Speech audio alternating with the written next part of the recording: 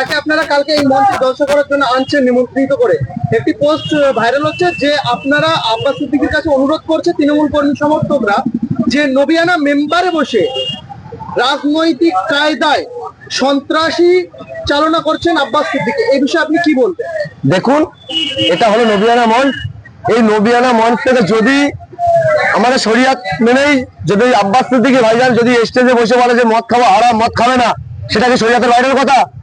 যদি বলে সুদ খাওয়া হারাম, সেটা কি এই নবিয়ানা মঞ্চের বাইরের কথা?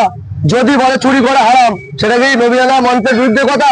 মেনলি কথা হচ্ছে শাসক দলের লিডাররা ভাঙড়ের বুকে যখন আব্বাস সিদ্দিকী ভাইজান পা দেয়, ভাঙড়ের লিডাররা তখন মানে কি করে সে ওরা নিজেরাই বুঝে পায় না। ভাঙড়ে যখন আব্বাস সিদ্দিকী ভাইজান আসে ওরা হয়তো পরে লুকায়। ওরা কোন রকম ভাবে যখন দেখতে পাচ্ছে না, প্রথম কথা আব্বাস সিদ্দিকী ভাইজানকে পশ্চিমবাংলার কোনো কোনায় আটকাতে পারছে না, তখন এইরকম ওরা কথা ছুড়ে দিচ্ছে। রিসেন্ট আপনারা এর আগে দেখেছেন আব্বাস সিদ্দিকী ভাইজানকে অনেক জায়গায় আমরা নিজেরা থেকে প্রোগ্রাম করতে গেছি, প্রচুর জায়গায় বাধা। এবছর আমরা নবী দিবস করছি, কোনো কান না দিয়ে আমাদের কাছে অনেক রকম কথা আসছে, অনেক কিছু আসছে। সেই সব কোনো দিকে কান দিয়ে আগামী দিন আব্বাস সিদ্দিকী ভাইজান এখানে আসছে নবিয়ানা মঞ্চ থেকে শরিয়তের কথা যেটা উঠে আসে, সত্য সত্য কথা সেটা এখান থেকে বলবে। যদি কারো গায়ে লাগে সে অবশ্যই চুরি করে তার আছে, যদি তার গায়ে লাগে সে হারাম খেয়ে আছে, সেই কারণে তাদের গায়ে লাগবে। মেনলি ব্যাপার হলো একটা কথা বললাম, শাসক দল যখন কোনো দিক দিয়ে, নিশ্চয়ই জানেন শাসক দলের শীর্ষ নেতৃত্ব থেকে আর পুরো ঊর্ধ্ব নেতৃত্ব পর্যন্ত এমন কোনো ব্যক্তি নেই যে চোর নেই, চুরি করিনি। সেই জায়গায় যখন স্টেজে বসে আব্বাস সিদ্দিকী বলে তোমরা চুরি করো না, চুরি করা হারাম, তখন এই চোরগুলোর গায়ে লাগে। আগামীকাল ভাইজান আসছে এখান থেকে নদিয়ানা মঞ্চ থেকে, যেটা ধর্মীয় কথা, ধর্মীয় ভাবে যে কথাগুলো সাধারণ মানুষের কাছে ছড়িয়ে দেওয়ার, ধর্মীয় ভাবে যে কথাগুলো সাধারণ আমাদের মুসলমান সমাজের কাছে যে বার্তা দেওয়ার, সেই বার্তাগুলো স্টেজ থেকে দেবে। যদি কারো গায়ে লাগে ব্যক্তিগতভাবে, সেগুলো নিয়ে আমাদের কোনো কিছু করার নেই। আব্বাস সিদ্দিকী মহাশয় যেখানেই জলসা করেন তার জলসাতে বাধা এবং জলসা পুলিশের তরফ থেকে বন্ধ করে দেওয়া, সেক্ষেত্রে কি আপনাদের কাছে কোনো বাধা বা কোনো কিছু এসেছে? দেখুন, আমরা 2 সপ্তাহ আগে আমাদের এই প্রোগ্রামের আমরা 2-3খানা গেটের পাশ নিয়েছিলাম, 2টো গেটও আমরা করেছি। আপাতত কোন রকম ভাবে, কারণ মেনলি ব্যাপার হলো কালকে যে দিনটা 12 রবিউল আউয়াল হযরত মুহাম্মদ সাল্লাল্লাহু আলাইহি ওয়াসাল্লামের জন্মদিবস, সেই দিক দিয়ে শুরু করলে আমরা মুসলমান সমাজের যারা আছি সেই দিনটা আমরা খুব ভালোভাবে পালন করি। সেই দিকে তাকিয়ে থেকে যারা শাসক দলের বন্ধু আছে আমাদের ধর্মের, কারণ জানেন ভাঙড় বিধানসভা বিশেষ করে মুসলিম মেজরিটি সংখ্যা বেশি, সেই দিকে যদি তাকিয়ে থাকি, এই ভাঙড়ে যারাই আমাদের বাধা দেবে তারাও কিন্তু মুসলিম ধর্মের কিন্তু ধর্মিত। সেই দিকে তাকিয়ে থাকে এবছর আমরা কোনো রকম বাধা পাইনি, প্রশাসনের দিক থেকে বলো আর শাসক দলের দিক থেকে, শাসক দলের বন্ধুদের কাছে দিক দিয়েও আমরা কোনো রকম বাধা পাইনি। কিন্তু কালকে আমরা আমাদের যখন একটি মাইকিং প্রচার হচ্ছিল, যখন আমাদের 1 নম্বর ব্লকে শাকসের অঞ্চলে ঢোকে, তখন 2টি ব্যক্তি আমাদের গাড়ি চালককে লাভিয়ে মারধর করে, তারপরে বলে যে এই আব্বাস সিদ্দিকীর নামে কোনো রকম এখানে কোনো ক্যাসেট চলবে না, তোমরা ওইদিকে যাওয়া যাও। আমরা থানায় বলার পরে থানা ভালো রকম মানে ইয়ে করলো, ওখানে মেনটেন্স করলো, করার পরে এ পর্যন্ত আপাতত আর কোনো বাধাই নেই। ভালো করে দেখুন, মেনলি ব্যাপার হলো যে গাড়িতে ছিল গাড়ি চালক, আর গাড়ি চালকের সঙ্গে একটা ছেলে ছিল, মেরেছে শাকসারে।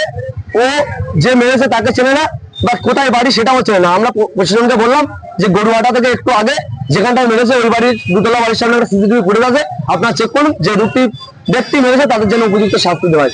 তারপরে এর আগে একটা কথা বলে, এর আগে যত বাধা এসেছে তার তুলনায় এটা সামথিং বলে আমরা মনে করি। আমরা প্রচুর বাধা অপেক্ষা করে আজকে এই জায়গায় পৌঁছেছি, শুধু ধৈর্য ধরে।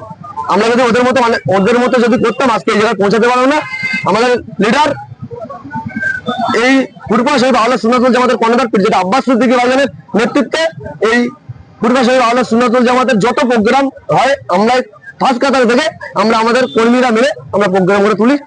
আপাতত বলে রাখি, পুলিশ তথা এই শাসক দলের বন্ধুরা আমাদের যথেষ্ট পরিমাণে হেল্প করে যাচ্ছে, আশা করি অসুবিধা হবে না।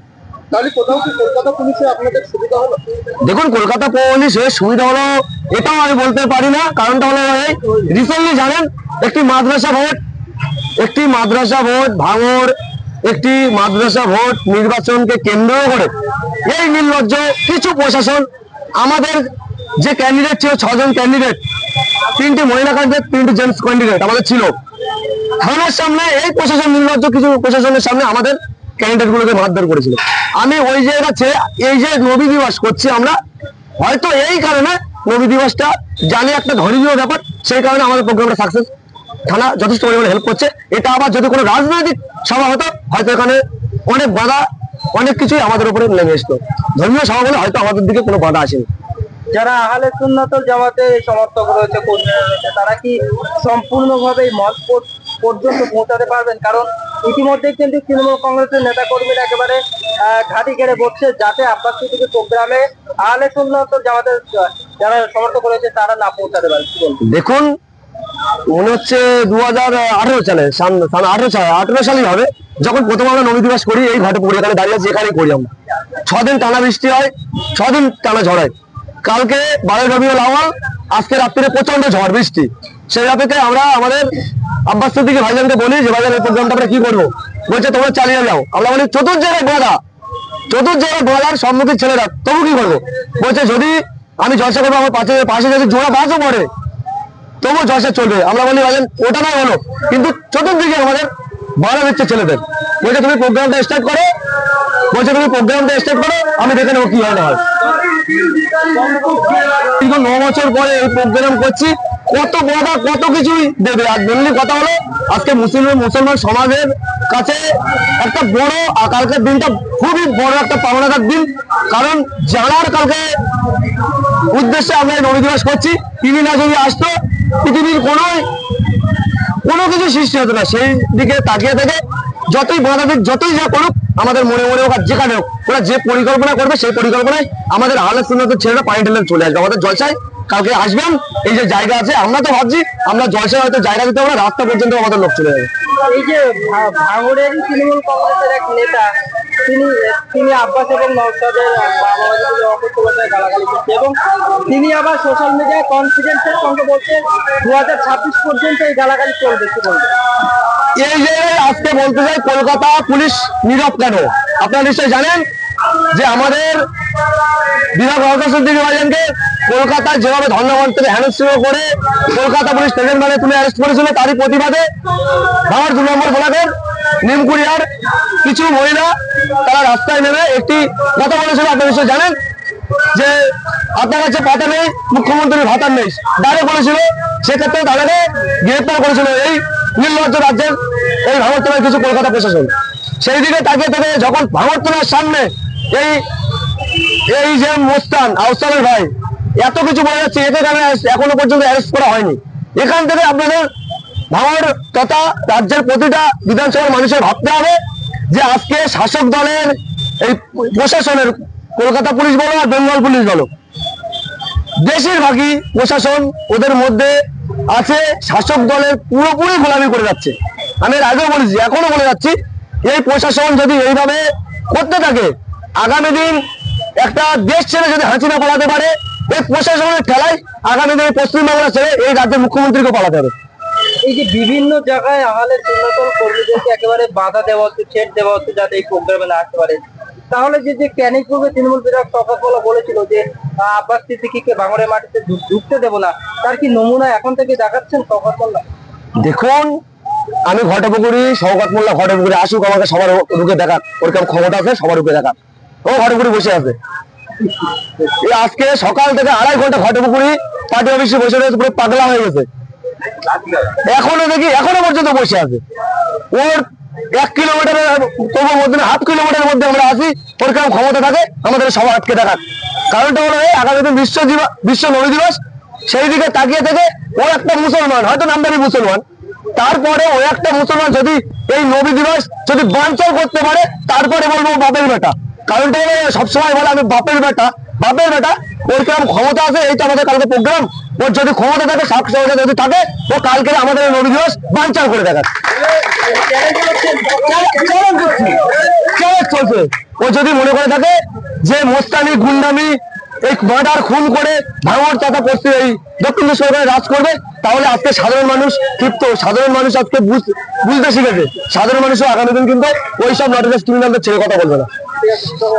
শেষের প্রস্তুতি বলতে আমাদের নিশ্চয়ই আমরা মিডিয়ার মারফত বলেছিলাম যে আমরা দীর্ঘ 9 বছর ধরে আমরা এই নবী দিবস এখানে পালন করি। সেই দিকে তাকিয়ে থেকে দীর্ঘ 2 বছর আমাদের এখানকার এই যিনি আসছেন আমাদের আব্বাস সিদ্দিকী ভাইজান সেই দিকে তাকিয়ে থেকে তারা শারীরিক অসুস্থ ছিল বলে 2 বছর আসতে পারে, সেই দিকে তাকিয়ে থেকে আমাদের এবছরে যে আসছে 2 বছর যে আব্বাস ভাইজান এখানে আসেনি, তার যে খিদে মানুষের একটা দুই ভাইজান আব্বাস সিদ্দিকী ভাইজান, নওশাদ সিদ্দিকী ভাইজান, সাধারণ মানুষ যে ওনাদের দুজনের প্রতি যে একটা খিদে সেই 2 বছর দেখেনি, সেটা কালকে দেখবে, সেই খিদেটা মেটাবে।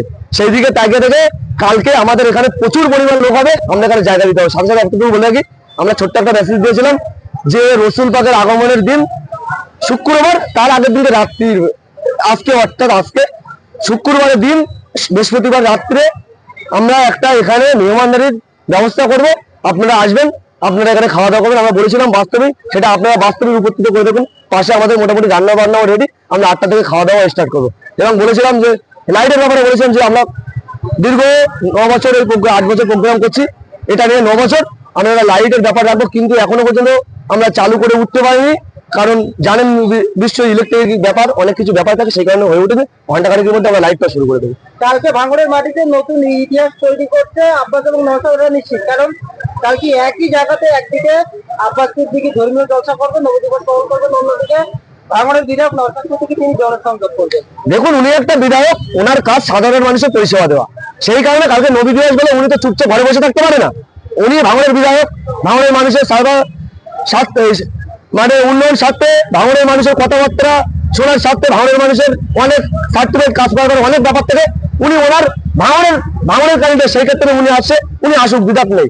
এদিকে আব্বাস সিদ্দিকী ভাইজান আসছে, আপনি যেখানে রেকর্ড আব্বাস সিদ্দিকী ভাইজান একটা রেকর্ড ভাঙে আরেকটা রেকর্ড তৈরি করে, নওশাদ সিদ্দিকী ভাইজান যেমন একটা রেকর্ড ভাঙে একটা রেকর্ড তৈরি করে, আজ পর্যন্ত কারোর ক্ষমতা হলো না। এই শাসক দলের লিডাররা বড় বড় কথা বলে, আমরা একটা ছোট্ট প্রোগ্রাম, বড় প্রোগ্রাম করলে একটা ছোট্ট যেখানে 500 লোক না 200 লোক আসলে একটা দেখো তুমি নিশ্চয়ই আগের দিনকে ভাঙড় বিধানের বাজারে একটা সভা করেছে, রাস্তার উপরে চেয়ার ফেলে, এর থেকে লজ্জার কিছু না। তারপরে এত কিছু করে, ওর ক্ষমতা হয় না। এই শওকত মোল্লার যদি ক্ষমতা থাকে, যদি বাপের বেটা হয়ে থাকে, আমরা যে পর আজকে 3 বছর রক্ত শিবির করে আসছি, ওর যদি বাপের বেটা হয়ে থাকে, যদি ক্ষমতা হয়ে থাকে, ও একটা ওরকম রক্ত শিবির করে থাকে, তবেই বলবো বাপের বেটা। দাবি করছে যে বিধানসভা যে টাকাটা পায় মাসে, সেই টাকাটা গরিব মানুষের কাপড় চোপড় বিক্রি করে ঘোষণা করবেন। দেখুন, এখানে যারা আছি আমরা সবাই আগে হয়তো বোকা ছিলাম, বিধায়ক আমাদের নওশাদ সিদ্দিকী আসার পরে এখন কোনোটা মানুষ বোকা নেই। কারণটা হলো এই, আজকে যখন আমাদের বিধায়ক আসেনি, আমরা আমাদের আইএসএফ দলটি আসেনি, তখন এই শওকত মোল্লা নামক এই যত ক্রিমিনালরা আছে, একটা এমএলএ থেকে শুরু করে, একটা এমপি থেকে শুরু করে, একটা মুখ্যমন্ত্রী থেকে শুরু করে, কার কত স্যালারি মাসে যে আমাদের ট্যাক্স নিয়ে যে এমএলএ এমপি মুখ্যমন্ত্রী পাই, সে কথা কোনোদিন খোলাসা করিনি। তো সর্বপ্রথম যদি করতে আমার বিধায়ক নওশাদ সিদ্দিকী ভাইজান করেছে, সেই দিকে তাকিয়ে দেখে উনি যদি বলে থাকে যে এই কাপড় চোপড় দেখছে, এই ঘটকপুরি বসে আছি আমি, একটুখানি ভিতরে ফুলবাড়ি চলে যাও, বড় দেখবে একটা ল্যাম্প পোস্ট জ্বলছে, একটুখানি চলে যাও পাগলাটে, এক জায়গায় 3টে ল্যাম্প পোস্ট, তাহলে ওই টাকাটা তাহলে নিশ্চয়ই বিধায়কের মানে পয় সম্পত্তি বিক্রি করে এই কাজটা ভাবার জন্য করছে। ওর এতটুকু বলবেন যে আইএসএফ এর ছেলেরা ডাইরেক্টলি আপনাকে হিট করলো যে আপনি এত কিছু বলেন, ভাঙড়ে উন্নয়ন করেনি, কি কারণে করেনি, যাবতীয় ব্যাপারে আমাদের সঙ্গে বলেছে। ওর যদি ক্ষমতা থাকে, ও ক্যানিং এর যাও হতে পারে, ভাঙড়ে যদি 1 ফুটো মাটিও আনে, সেটা নওশাদ সিদ্দিকী ভাইজানের ক্ষমতা নেই এই ভাঙড়ের জন্য কাজ করে। কারণটা হলো ও বিধায়ক ক্যানিং পূর্বের, ভাঙড়ের না। রাহুল মোল্লা।